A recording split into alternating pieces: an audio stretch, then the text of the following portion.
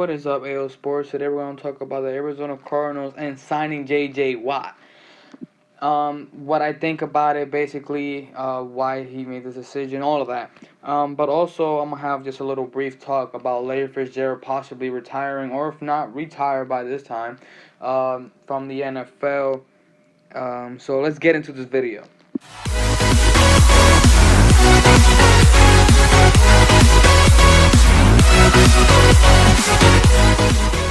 So basically, you guys already know what is going down, what is happening.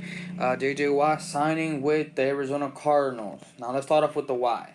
Well, most likely it is because, and there is rumors saying that DeAndre Hopkins hit him up, to come and help that defense out on the side with Chandler Jones. Basically because they do need as many defensive players as possible, and J.J. Watt is basically, one of the best ever, even though he's way past his prime. We all understand that. But J.J. Watt is actually, I believe, will be a good or a great asset in the Arizona Cardinals if he stays healthy, because we all know he has an injury history. But this team could be a deadly team as of next year if everybody stays healthy. I'm not saying a deadly team as in Super Bowl contention, because they still need to upgrade that secondary and probably a little upgrade on the offensive line. So they do need some screws here and there. But J.J. Watt, I think, to be honest, I respect his decision, and hooking up with a past friend. And I get that and I completely understand. But I believe that if J.J. Watt really, really, really wants to win, as he was basically showing in that press conference, saying that he wishes he could give better to the fans because the fans don't deserve it. They're wasting their money, they're wasting their time, all that. If that's really what he wanted, if he really wants to win, Arizona was not the place to be, in my opinion. Because they could win, yes, but as we all know, J.J. Watt doesn't have 8 years left in his career, to shine. So basically, I think his best options were really to go with the Tampa Bay Bucks, Kansas City Chiefs, Buffalo Bills, a team that you could really say, they're just missing a defensive piece. They're just missing something great just in order to win the Super Bowl. Now, as we all know, you might say, oh, but the Tampa Bay Bucks have a great defense. Yeah, they do, but Devin White is most likely to leave, and so is Levante David. So putting in, boom, J.J. Watt there would have been great. But, well, things don't go as planned, I suppose. But the thing is, J.J. Watt, in my personal opinion, made one of the worst decisions of his NFL career. Well, I can't even say the worst decision, because the worst decision was really staying in Houston, so never mind, scratch that. But what I'm trying to say is, this is a decision that I think he should have thought about it more. I get it. You're reuniting with an old pal in DeAndre Hopkins. I understand that. That is great, to know that you guys are great friends. But if you want to win, if you really want to win, and you want to win a Super Bowl, you want to have one of those rings in your hand, you should have gone to a team like Tampa Bay, a team like maybe Green Bay, maybe Green Bay Packers, maybe Buffalo Bills, Kansas City Chiefs, as I named, but instead it goes to the Arizona Cardinals. I'm sorry, JJ. I mean, I respect it. I respect your decision, but I just would have done everything a lot more different. I would have thought everything more through. I would have sat down, look at the contract, see who is offering me what, who's in contention, who is not, all of that. But Arizona Cardinals, might be in the playoffs next year, but I don't see them passing the divisional round. I just don't see that happening. I'm sorry, Arizona Cardinals fans, but you need to upgrade that secondary, free safety, basically everything. The defense is they have pieces here and there, but it's not, oh my god, that's a great defense, so they need some screws here and there. Now, just let me know about this in the comment section below, and like and subscribe, guys. But now let's go into Larry Fitzgerald.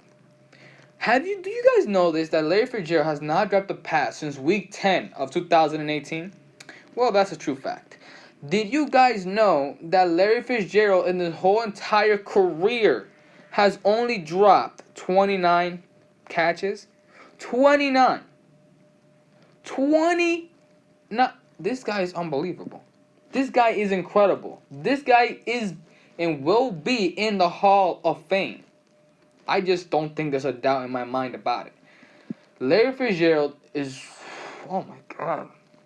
My opinion, my opinion. I mean, this is what I think. I'm sorry, Jerry Rice's fan. I'm sorry, whatever you want to name.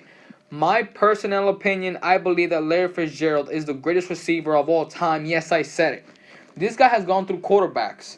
Multiple, and I mean multiple quarterbacks. Name them. Josh McCown, Carson Palmer. You could go through a whole chunk of list of the players that he has been with. Kurt Warner, basically, when Kurt Warner wasn't even Kurt Warner anymore, and literally helped Kurt Warner make it to the Super Bowl. Yes, they lost, but that does not take any credit away from the greatness of Larry Fitzgerald. If I have to make a game-winning drive, and I have to lob it up to one receiver, one-on-one coverage, I don't care if I have Jerry Rice on my team. I don't care if I have Randy Moss on my team. If it's to win the Super Bowl, and I have to give it to one man only, one-on-one coverage, I'm lobbing that up to Larry Fitzgerald. Because when it comes to clutch situations, Larry Fitzgerald does not fail you. I've never seen that before. Now, when it comes to, Randy Moss, did he really help Brady against the Giants as much? I don't think so. So, it's like, this is unbelievable. How people really, they say Jerry Rice is the GOAT. Why? Well, Jerry Rice got to play with Steve Young. Jerry Rice got to play with Joe Montana. What the hell? Now, I'm not taking any credit away from Jerry Rice. He's an all-time great. He's one of the greatest receivers of all time. And I support that and I get that. He's one of the greatest. He's in my top 3. But my top 3 is Larry Fitzgerald at the number 1 spot. Then goes Jerry Rice. And then goes Randy Moss. Now you might say, you don't know what you're talking about. Jerry Rice is the greatest receiver of all time. Yes, when you put the numbers in, you'd be like, yeah, Jerry Rice is the greatest. But what I got to see, what I was able to see, because I've seen highlights of Jerry Rice, and I've seen highlights, and I grew up watching Randy Moss in the New England Patriots.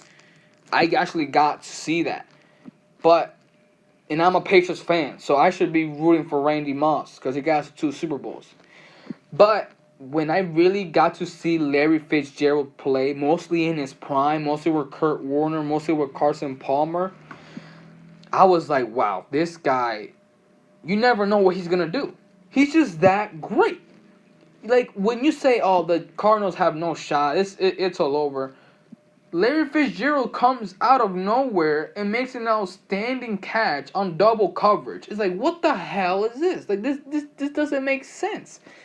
But that's the type of a player that Larry Fitzgerald really is. That he's, really, to be honest, if he would have teamed up with Tom Brady, I don't care who else was around. It would have been Super Bowl after Super Bowl. And I was waiting and praying for the day. Every time Larry Fitzgerald was saying, or was hitting free agency, I was praying that he will go to the New England Patriots. Never happened. But I just want you guys to recognize, to sit back and really analyze Larry Fitzgerald's greatness. If Larry would have won a Super Bowl, I think everybody would have had Larry Fitzgerald in their top 3 all time. There's no doubt about it.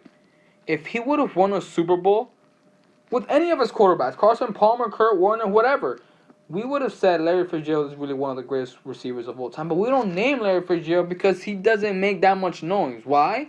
Because Larry Fitzgerald doesn't scream after a touchdown. He just tosses it to the referee.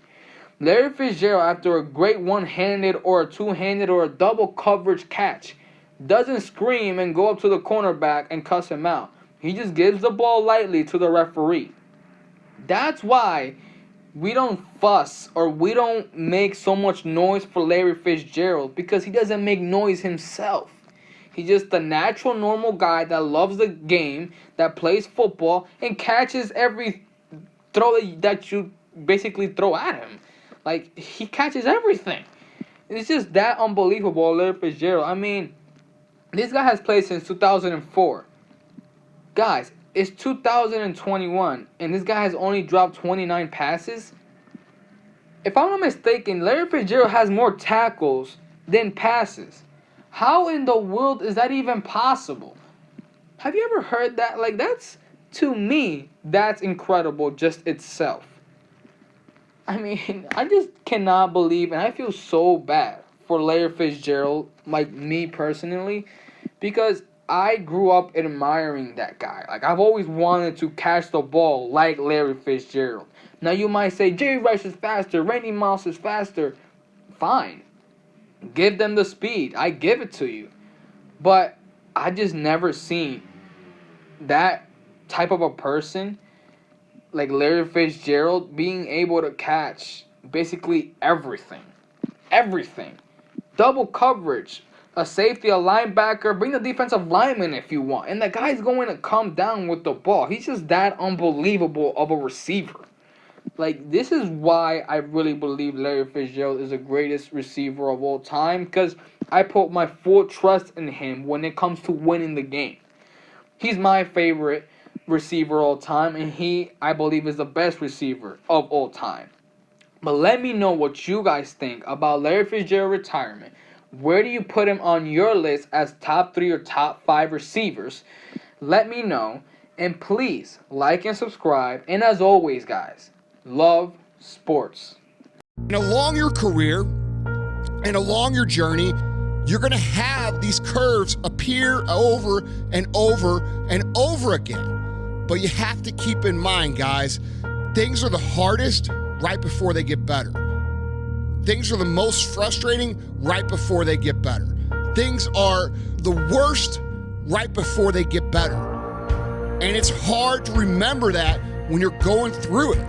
It's hard to remember that when you owe every single creditor, when your wife or husband's yelling at you for spending too much time at work. It's hard to remember that things are going to get better, but they are, and this is part of the process. And all of us go through these little curves. We all do it. And guys, it's the ones who understand that things are going to improve and keep focused on the end result that make it through these curves.